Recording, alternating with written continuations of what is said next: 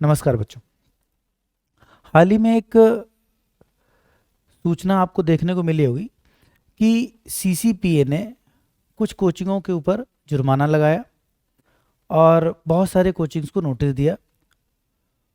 CCPA ने बताया कि यहाँ पर बहुत भ्रामक एडवर्टीजमेंट हुए, जिसमें अलग अलग तरीके से बच्चों को गुमराह करने वाले, या हम ये कह सकते हैं उनको कंफ्यूज करने वाले एडवर्टीजमेंट्स के आधार पर उनको ये निर्णय लेने में बड़ा दिक्कत हुई कि कैसे किस कोचिंग में पढ़ा जाए, किस कोचिंग में ना पढ़ा जाए। तो बच्चों के मन में 3 सवाल है। सबसे पहली बात, ये एग्जैक्टली क्या है। दूसरी बात यहाँ पर ये आती है कि फिर वो अपना निर्णय ले कैसे। तो सबसे महत्वपूर्ण बात, सबसे पहली बात तो बहुत बहुत धन्यवाद सीसीपीए का कि उन्होंने अपनी एक्टिव पार्टिसिपेशन बच्चों के लिए और ये काम किया, जिसमें कम से कम ये मुद्दा सामने आया कि हाँ ये भी होता है। नहीं तो ये सब जानी पर की बात है, सामान्यतः इस पर बातचीत तो होती है लेकिन इस पर कोई फैक्ट्स सामने नहीं आते। तो सबसे पहली बात, बहुत अच्छी बात है कि कम से कम सीसीपीए ने अपनी एक्टिव पार्टिसिपेशन दिखाया है बच्चों के पक्ष में के लिए, और पेरेंट्स के लिए भी ये बहुत अच्छी बात है कि उनके लिए एक सच सामने आया है कि ऐसा नहीं कि जो दिख रहा है वही हो रहा है, उसके भिन्नात्मक भी बहुत सारी चीज़ें हैं। अब बच्चे अपना निर्णय कैसे लें, तो बहुत ज़्यादा भ्रमित और परेशान होने की आवश्यकता नहीं।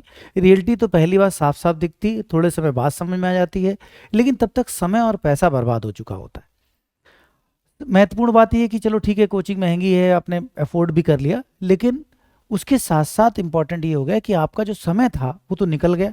आपने 18 साल में तैयारी स्टार्ट की, 16 साल में तैयारी स्टार्ट की, 21 साल में तैयारी स्टार्ट की, और जो कोर टाइम था वो जो निकल गया, तब आपको पता चलता है कि 6 महीने बाद कि आपने निर्णय ही गलत ले लिया। तो ऐसी स्थिति में फिर करें क्या। सबसे महत्वपूर्ण ये कि अपने सीनियर्स, अपने गुरुओं से, जो उन्होंने आपको एकेडमी में पढ़ाया, जो बच्चे चयनित हैं उनसे जुड़े। आपसे जुड़ा कोई बच्चा चयनित संपर्क में नहीं है तो कम से कम अपने सीनियर से बात करिए, अपने टीचरों से बात करिए और अपने बड़ों से बात करिए। उनके संपर्क में जो सीनियर बच्चे हों, जिन्होंने सिलेक्शन लिया या एटलीस्ट बहुत अच्छे से तैयारी की, मेहनती हैं, आप मानते हैं कि वो समझदार हैं और वो आपको सही तरीके से गाइड कर सकते हैं, उनसे बात करके इस निर्णय में आप बेहतर डिसीजन में आप आगे बढ़ सकते हैं, इस निर्णय को आगे ले सकते हैं। तो ये नहीं कि ऐसे ही निर्णय लिए कैसे जाए, बस ये कि कैसे होगा, सिर्फ ये सोचकर बैठ जाने से अच्छा होगा कि आप इसमें ये हमेशा दिमाग में रखें। जो बच्चे भी अभी जूनियर हैं, जो आगे बढ़ रहे हैं, वो दिमाग में रखें कभी भी आपको इस तरह से डिसीजन लेने हो तो बेटर यही होगा कि अपने सीनियर से बात करें और फिर अपना दिमाग बिल्कुल ना लगाएं। प्रयास करें कि उनकी बात को पूरा समझें और उसी हिसाब से निर्णय लें कि कहाँ आपको पढ़ना है और कैसे आपको पढ़ना है। ठीक, तो मुझे लगता है कि मेरी बात आपको समझ में आ गई होगी और ये बहुत हेल्पफुल होगी ये बात आपके लिए। बहुत बहुत धन्यवाद बच्चों।